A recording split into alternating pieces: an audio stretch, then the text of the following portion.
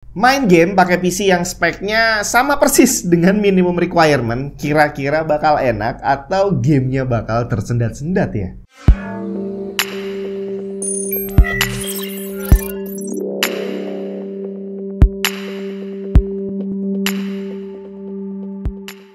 Buat yang lagi hunting komponen PC, bisa coba mampir ke tokonya Tech and Tips. Scan aja barcode ini atau klik link yang ada di deskripsi, terus cek katalognya. Ada beberapa komponen mantan review, ada yang baru, ada merchandise Tech and Tips, dan mau ngerakit PC juga bisa sekalian di sana. Konsultasi gratis, bre. Yang udah biasa ngerakit PC pasti udah sering dapat pertanyaan, Bang, PC gua kuat nggak ya dipakai buat mainin game A atau game B? Kalau dapat pertanyaan kayak gini, nggak usah dijawab, kasih tahu aja gimana cara nyarinya. Jadi ajarin dia buat buka Steam terus ngetik Cyberpunk. Siapa tahu orangnya memang nggak bisa ngetik gitu ya.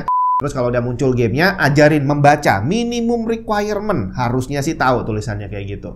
Nah, udah deh muncul di situ, dilihat butuhnya spek seperti apa untuk bisa mainin gamenya. Nah, tapi di sana yang muncul dua, bukan hanya minimum requirement, tapi ada lagi yang recommended. Kalau minimum udah jelas, itu adalah persyaratan minimum gamenya bisa jalan. Tinggal permasalahannya adalah cuma jalan doang, cuma buka gamenya doang. Kalau memang bisa dimainin, bagaimana kualitas grafisnya? Apakah harus low, terus FPS yang dihasilkan berapa? Itu yang memang susah ya, dan jarang banget game yang nulis tentang gimana gamenya bisa berjalan dengan minimum requirement-nya. Termasuk yang recommended juga sama, itu adalah spek rekomendasi di mana gamenya bisa dijalankan dengan kualitas grafis yang bagus dan frame rate yang nyaman. Tapi batasnya sejauh apa? Nyaman itu yang seperti apa? Berapa FPS? Terus apakah medium, high, atau ultra, atau seperti apa? Itu juga tidak dijelaskan dengan detail. Karena memang nggak mungkin, bre. Walaupun PC-nya punya spek yang sama, belum tentu bisa menghasilkan FPS yang sama persis. Nah, hari ini kita akan coba jalankan game dengan PC yang spesifikasinya persis dengan minimum requirement-nya. Cuma ada dua game yang saya tes, Cyberpunk dan Warhammer 40K Space Marine 2. Dan nanti kita akan lihat apakah PC dengan minimum requirement bisa menjalankan gamenya dengan nyaman atau sebenarnya nggak nyaman sama sekali. Nah, di sini yang bikin saya cukup kaget bahwa RX 580 beberapa tahun lalu dia termasuk GPU, iya boleh dibilang kelas menengah ke atas gitu ya. Dan selama bertahun-tahun dia menjadi GPU favorit banyak orang. Tapi ternyata sekarang dia cuma jadi minimum requirement, bre. Jadi kedua game tadi, Cyberpunk dan Space Marine 2, itu mensyaratkan minimum harus GTX 1060 atau RX 580. Untuk CPU, kedua game ini mensyaratkan CPU yang berbeda. Core i7 6700, 4 core 8 thread dengan boost clock maksimum 4 GHz, dan Core i5 8600K,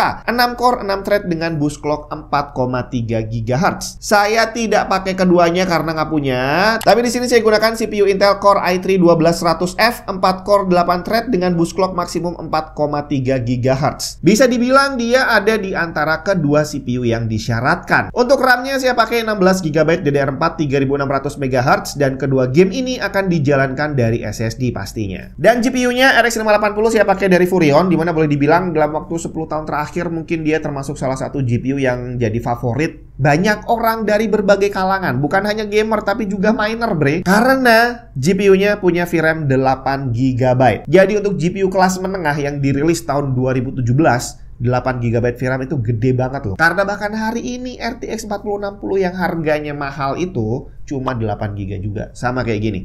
Bukan berarti performance-nya RX 580 akan menyamai RTX 4060. Enggak. Tapi at least untuk kegiatan yang butuh VRAM gede, RX 580 ini udah disiapin. Dari dulu sudah dikasih 8 GB. Dan apakah nanti RX 580 ini bisa menjadi GPU yang masih worth it untuk dibeli? Soalnya kalau kita lihat dari persyaratan Warhammer, tertulis di situ minimum RX 580, tapi dijelaskan juga bahwa gamenya hanya bisa jalan di resolusi Full HD 30 FPS dengan setting low. Cyberpunk nggak nulis berapa performance yang mungkin bisa dicapai dengan spek tersebut, jadi langsung kita lihat aja gimana performance-nya. Dari Cyberpunk yang saya jalankan pada resolusi 1080p dengan setting preset grafis low tanpa FSR, terlihat gamenya berjalan dengan lancar. FPS-nya memang tidak terlalu tinggi dengan average hanya 42 dan 1% low-nya di 31, tapi minim stutter. Perhatikan grafik frame time-nya yang walaupun nggak flat tapi jarang terjadi spike. GPU load juga terlihat udah 100% dengan temperatur di kisaran 74-76 derajat Celcius. Tidak terlihat ada tanda-tanda bottleneck di sini ya, karena GPU-nya bisa jalan 100%. Jadi sistem ini boleh dibilang bisa bekerja seperti yang saya harapkan. Saya coba aktifkan FSR di mode quality, ternyata berhasil menambah performance lumayan signifikan. Average FPS naik jadi 53 dengan 1% low-nya naik jadi 40 FPS. Grafik frame time-nya terlihat lebih flat dari sebelumnya yang menandakan bahwa FPS-nya lebih stabil dibandingin saat tidak menggunakan FSR. Terakhir saya coba naikin kualitas grafisnya ke high, siapa tahu masih bisa gitu ya, dan ternyata masih kuat bre. Average FPS cuma turun dikit ke 39 dengan 1% low-nya masih di angka 30 FPS. Frame time-nya terlihat masih stabil, jadi dalam kondisi ini masih minim stutter. Sayangnya saat saya coba aktifkan FSR-nya pada mode quality tidak menambah FPS sama sekali. Average-nya masih sama dan 1% low-nya juga masih sama. Tapi yang pasti GPU ini masih kuat untuk main Cyberpunk bahkan di kualitas grafis high dan masih dapat FPS yang playable. Bagaimana dengan Space Marine 2? Game ini jauh lebih baru dan ternyata memang terasa lebih berat dibandingin Cyberpunk. Pada resolusi 1080p preset low, average FPS-nya hanya 29 dengan 1% low-nya 20 FPS. Grafik frame time-nya terlihat tidak sestabil Cyberpunk tapi masih minim stutter juga. Jadi walaupun FPS-nya rendah, nggak terlalu patah-patah lah ya. Temperatur GPU-nya tercatat sedikit lebih tinggi dibandingin Cyberpunk. Dari yang sebelumnya nggak lebih dari 76 derajat Celcius, sekarang stabil di kisaran 79 derajat Celcius. Saya coba aktifkan FSR dan berhasil sedikit meningkatkan performance. Average FPS-nya naik jadi 33 dengan 1% low-nya meningkat sedikit ke 26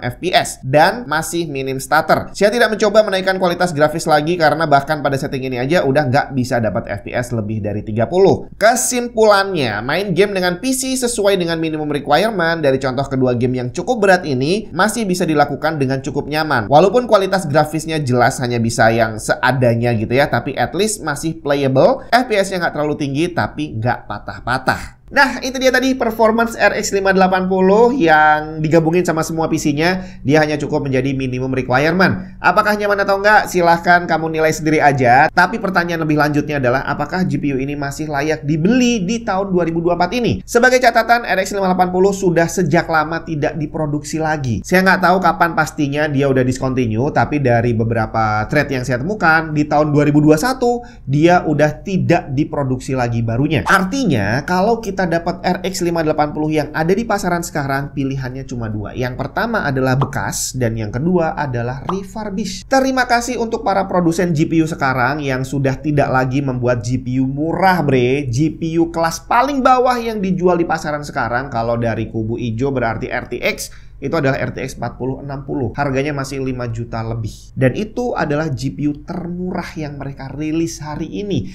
Akhirnya buat kita yang budgetnya benar-benar pas-pasan, ya susah juga mau rakit PC dengan part yang baru. Dan akhirnya pilihan kita ya mau nggak mau jatuh ke GPU second. Dan kalau budgetnya mepet banget cuma 1 jutaan, ya opsinya kayak RX 580 ini, apakah beli second atau beli refurbish yang ada brandnya gitu ya. Kita bandingin dulu aja dengan GPU keluaran yang lebih baru yang masih ada dijual baru, beneran masih diproduksi. Kira-kira gimana dibandingin dengan RX 580? Yang paling dekat adalah RX 6400. Dia dirilis tahun 2022 dan sekarang dijual dengan harga di kisaran 2 jutaan. Kalau dibandingin sama RX 580 dari Furrion ini, harganya cuma 1,3-1,4 jutaan, tapi secara performance dia lebih kencang dibandingkan RX 6400. Jadi secara harga, walaupun dibilang refurbish gitu ya, iya dia jauh lebih murah dan performance-nya lebih bagus. Jadi akhirnya kita kayak nggak dikasih pilihan. Daripada beli yang agak mahal tapi performance-nya jelek, ya mendingan beli yang ini gitu kan. Tinggal ada beberapa hal yang memang perlu kamu perhatikan. Soalnya kalau kamu tanya ke forum, akan ada banyak orang yang bilang daripada beli itu mending beli yang ini, mending beli yang second tapi dari brand yang lebih terkenal. Iya, ini kita balik lagi ke kondisi awal tadi, bahwa dari sejak tahun 2021 itu sudah dipastikan bahwa RX 580 tidak diproduksi baru. Jadi kalau kamu bilang bahwa belilah second yang masih garansi, garansi dari mana? Karena udah lewat 3 tahun, garansinya yang ada sudah habis semua. Berarti kalau kamu beli second, kondisinya sudah tidak ada garansi kecuali garansi dari tokonya masing-masing. Apakah bisa dipercaya? Silahkan kamu tentukan sendiri. Kemudian secara secara harga 1 jutaan kita udah bener-bener gak dikasih opsi lain lagi, bre. Beli RX 580 yang second itu harganya juga udah di kisaran 1 jutaan. Nambah 300-400 dapat refurbish tapi udah ada brandnya gitu ya. Mau nambah lagi bisa, kamu cari yang lebih baru RX 6400 atau mungkin GTX 1650 gitu ya, harganya 2 jutaan. Tapi sekali lagi secara performance masih menang RX 580, bre. Nah, berikutnya adalah soal resiko. RX 580 termasuk GTX 1060, GTX 1070, pokoknya yang dirilis tahun 2017-2018 gitu ya. Itu adalah GPU favorit para miner. Apalagi RX 580 yang versi 8 GB. Jadi saat 2018 ke 2020 itu lagi banjir mining gitu ya. RX 580 habis semua diborong, harganya jadi mahal banget dan udah pasti kemungkinan terbesarnya RX 580 saat itu dipakai untuk mining semua. Tapi habis itu sempat turun untuk nantinya naik lagi, bre. Jadi tahun 2021 ke 2022 kemarin itu mining menggila lagi, dan lebih gilanya lagi RX 580 yang dirilis beberapa tahun sebelumnya kembali diminati orang. Harganya melambung lagi. Saat itu sempat saya lihat RX 580 8 GB itu harganya sampai 98 jutaan. Padahal dia udah dirilis beberapa tahun sebelumnya. Nah, jadi kalau kita ketemu RX 580 sekarang, kemungkinannya dia udah dipakai mining berat. Bukan cuma 1 kali tapi 2 kali periode, bre. Nah, kalau kamu beli barang second, itu resiko yang akan kamu hadapi. Kamu nggak tahu gimana kondisi barangnya. Apakah beneran cuma dipakai gaming atau jangan-jangan di tahun 2018 udah sempat dipakai mining. Dan akhirnya yang refurbish kayak gini, ya nggak bisa dihindari, dia adalah opsi yang lebih menarik. Kenapa? Karena refurbish itu adalah barang yang memang sudah dibenerin lagi. Iya, mungkin dia sebelumnya rusak, tapi udah dibenerin, dan bukan dibenerin di kelas tukang servis, tapi kelas pabrik. Ini bukan saya mendiskreditkan tukang servis, tapi kalau diproduksi refurbishnya itu kelas pabrik, ya seharusnya dia punya standar yang lebih bagus. Ditambah lagi, kalau kamu beli second tadi nggak ada garansinya, bre. Dan kamu nggak tahu apakah masih sehat atau sudah hampir mati. Tapi kalau belinya refurbish, ada garansinya. Kayak Furion ini, dia garansi resmi 2 tahun. Tapi kalau rusak kan digantinya refurbish juga, bang. Ya, tapi at least ada yang menjamin gitu ya kalau mereka mau ganti. Karena mereka punya nama yang harus dijaga. Beda cerita kalau kamu beli second dari toko yang nggak terlalu terkenal, atau mungkin malah dari individu gitu ya, perorangan yang nggak punya spare barang lagi. Walaupun dijamin oke, garansi 1 bulan atau 1 minggu. Kalau rusak, gimana kamu bisa menjamin bahwa duit kamu akan kembali? Furion ini dipegang sama distributor AGS, Asia Global Suksesindo. Jangan salah, ada 2 AGS, yang ini adalah yang Asia Global Suksesindo. Garansinya 2 tahun, dan si AGS ini dia bukan hanya menjual Furion, jadi mereka punya bener-bener punya nama yang harus dijaga. Jadi kalau kamu beli dan rusak, kamu klaim, iya sejauh yang saya tahu kalau ngeklaim ke sana tuh nggak terlalu ribet ya. Jadi akhirnya worth it atau enggak RX 580 di harga 1,3-1,4 jutaan? Iya, nggak bisa dibilang worth it atau enggak karena memang kita nggak punya pilihan lain, bre.